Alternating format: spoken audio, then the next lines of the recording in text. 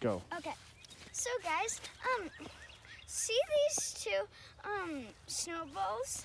If I put one in the puddle, is it gonna see this water goes up? Is it gonna touch the way top? And that one did. Wait, it still has a little part. And this one is a bit bigger. So you could put it like that.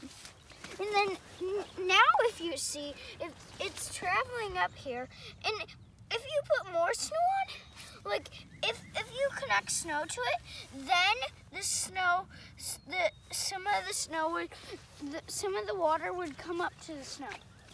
And if you put a huge one,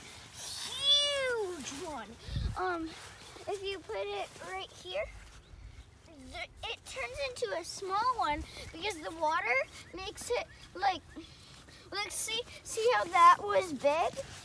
And then there's two little spots, and then those two were on that.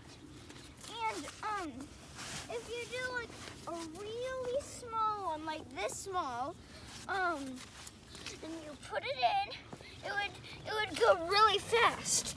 And see if you put a big one, it will go a bit slower on this side. All right, Gwenny. See? Say since we have snow, this was a science experiment for today. Since we have snow, this is a science experiment for today. Bye.